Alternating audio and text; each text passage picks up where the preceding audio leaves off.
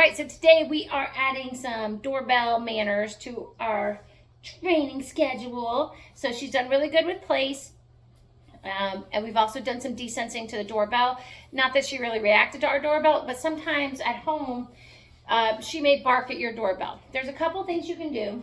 If you are putting her on a place, when people come over, when they knock, a lot of times the barking will extinguish itself. It'll go away on its own, because right now, if this is happening at home, she hears the doorbell or the knock, she barks, and then somebody comes in or leaves, right?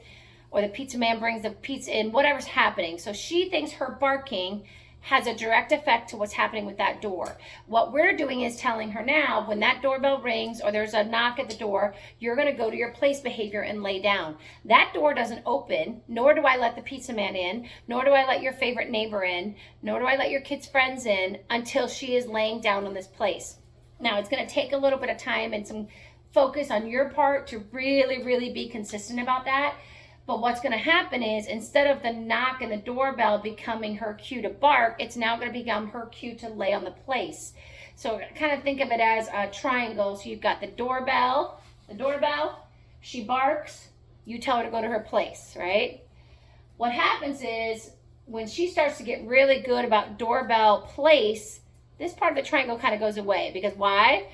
The fastest way to her reinforcement is actually going doorbell to place.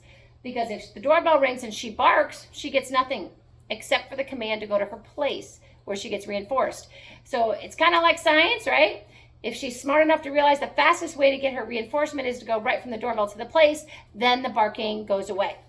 Now, on the flip side, let's say she's really, really reactive to the doorbell or a knocking. Another way to do that is called counter conditioning. And what you would do is you would present the sound. Very quickly after you present the sound, Tulip's mind is going, ooh, am I going to bark at that thing or not?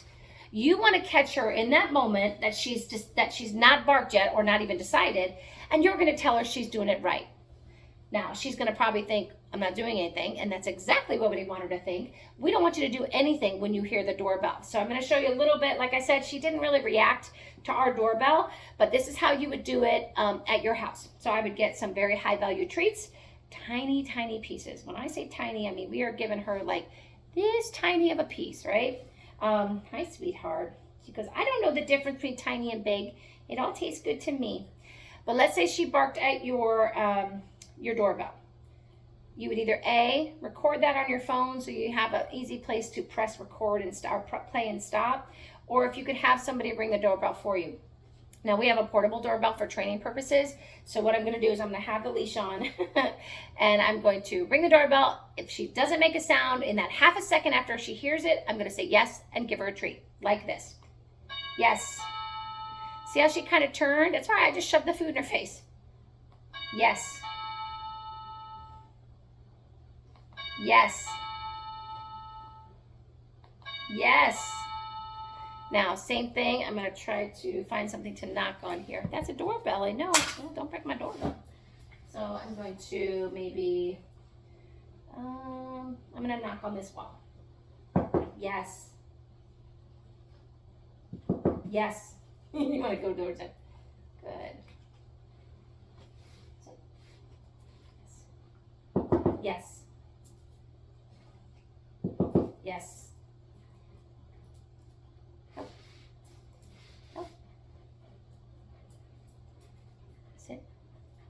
Yes. Yes. Yes. Nope. Sit. Yes. Good. So that's how the counter conditioning would work. Like I said, you can tag team it and have somebody knock, have somebody ring the doorbell. Now, if you're doing this and she does start to bark, just stop. Don't give her a treat. Give her a second to recoup and then do it all over again. Do not give her more attention for barking. You know, you don't want to go, no, don't do that. You just did 12 right? You just want to say, nope.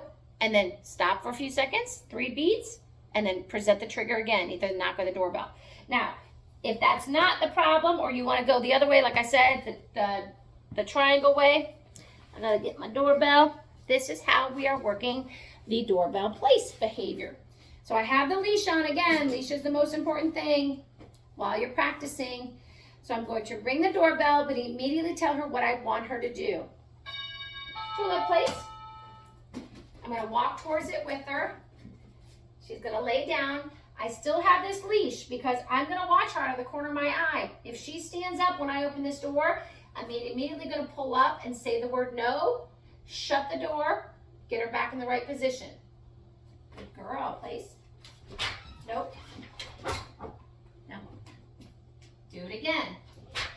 Yes, good girl. So do you see the difference? I opened the door, she jumped up and she felt leash pressure and the word no. I put her back in the right position. I did it again. She heard the word yes and got a treat. So that's how black and white it needs to be in new training scenarios or new environments. That's the unacceptable behavior. This is the better one. Good girl, place. Hi, neighbor. How are you? Nice to see you. Good girl. So I am looking out the door, but I'm looking out the corner of my eye as well. That was really good, honey. Good girl. Okay. Okay to come off. We're going to do it again. Tulip, place. Nope, place. Good girl. Yes, honey bun. Hey, neighbor, how are you doing today? Thanks for coming by. No.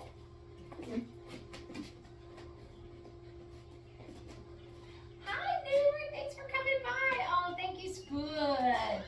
So you notice I gave her nothing for messing up, right? I didn't give her a lecture. I didn't touch her. All I did was use my leash to direct her back to it. I used my hand signals to get her down in the right position. And then I repeated my distraction. And then she got good girl. Yeah, and she did it.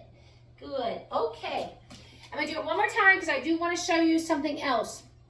At the end of the behavior, when she does it right, I want you to be careful that we don't get into a pattern. So right now she's going off. I don't mind if she goes, the doorbell or the knock becomes her cue to go to the place. I mean, ideally, that's what I would love. I would love for her to hear the doorbell and run there. I don't want to have to say place all the time, but that'll come with practice. What I do not want her to lock in on is when we're done and I start adding people coming in the door and the people walk by and maybe I go to walk by a little bit. Remember, she should not get off of here until I give her the release word. So even though people are walking by, maybe I'm going to come over here and sit down a little bit. You don't want to make your movements be the thing that tells her when to finish the behavior. It is totally on your verbal. So I'm going to show you how you can make sure that doesn't happen. Instead of me giving her love, love, love for doing it right, and as I walk by, I say, okay, I'm going to walk by and do something for a little bit before I release her, just to test her to see if she's really going off of my verbal cues. Good girl. I know I'm talking. Come here. Okay. Place. Good. I know you hear Cole outside, don't you? Good. Good, quiet. Good, Cole. Good, quiet. I see you. You're going to work next, I promise. Good girl, Tulip. So again, no pressure on my leash. I'm not holding her down. This is where I'm going to change this up a little bit. The last couple times I have walked this way and released her at the same time. I'm not going to do that right now because I want her to go off my verbal cue, not my body. She actually did really good. I'm very impressed. Good. Okay, very good, sweetheart.